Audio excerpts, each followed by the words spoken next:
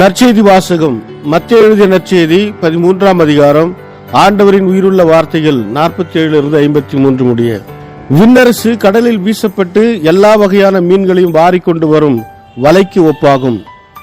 வலை நிறைந்ததும் அதை இழுத்து கொண்டு போய் கரையில் உட்கார்ந்து நல்லவற்றை கூடைகளில் சேர்த்து வைப்பர், கெட்டவற்றை வெளியே எறிவர். இவ்வாறே உலக முடிவிலும் நிகழும். வானதூதர் சென்று நேர்மையாளர்களிடையே இருந்து தீயோரை பிரிப்பர். பின் அவர்களை தீச்சூளையில் தள்ளுவர். அங்கே அழுகையும் அங்கலாய்ப்பும் இருக்கும். இவற்றையெல்லாம் புரிந்து கொண்டீர்களா என்று இயேசு கேட்க அவர்கள் ஆம் என்றார்கள். பின்பு அவர், ஆகையால் விண்ணரசு பற்றி கற்றுக்கொண்ட எல்லா மறைநூல் அறிஞரும் தம் கருவூலத்திலிருந்து புதியவற்றையும் பழையவற்றையும் வெளிக்கொணரும் வீட்டு உரிமையாளரை போல் இருக்கின்றனர் என்று அவர்களிடம் கூறினார். இவ்வுண்மைகளை இயேசு சொல்லி முடித்த பின்பு அவ்விடத்தை விட்டு சென்றார்.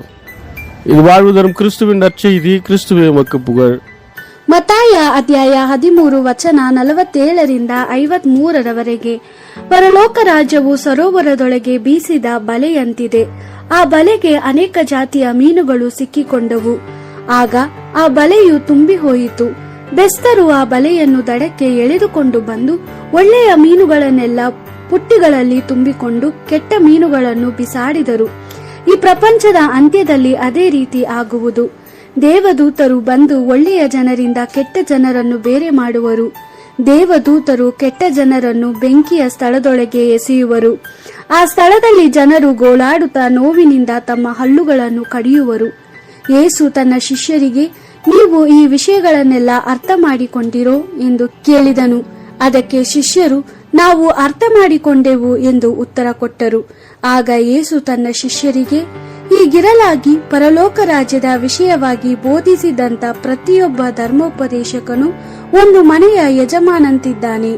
ಆ ಮನುಷ್ಯನು ಹೊಸ ವಸ್ತುಗಳನ್ನು ಹಳೆಯ ವಸ್ತುಗಳನ್ನು ಆ ಮನೆಯಲ್ಲಿ ಶೇಖರಿಸಿಕೊಂಡು ಅವುಗಳನ್ನು ಹೊರಗೆ ತರುವನು ಎಂದನು. ಯೇಸು ಈ ಸಾಮ್ಯಗಳ ಮೂಲಕ ಬೋಧಿಸಿದ ನಂತರ ಅಲ್ಲಿಂದ ತನ್ನ ಸ್ವಂತ ಊರಿಗೆ ಹೋದನು. ದೇವರ ವಾಕ್ಯವಿದು. ದೇವರಿಗೆ ಕೃತಜ್ಞತೆ ಸಲ್ಲಲಿ. Gospel according to Matthew chapter 13 verse 47-53. Again the kingdom of heaven is like a big fishing net let down into the sea, in which every kind of fish has been caught. When the net is full, it is dragged ashore. Then they sit down and gather the good fish in baskets, but throw the worthless ones away. That is how it will be at the end of time.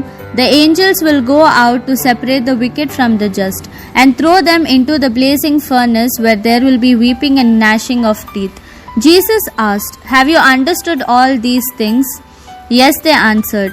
So he said to them, "Well, therefore every teacher of the law who becomes a disciple of the kingdom is like a householder who takes out from his storeroom things both new and old." When Jesus had finished these parables, he left the place. The Gospel of the Lord. Praise to you, Lord Jesus Christ.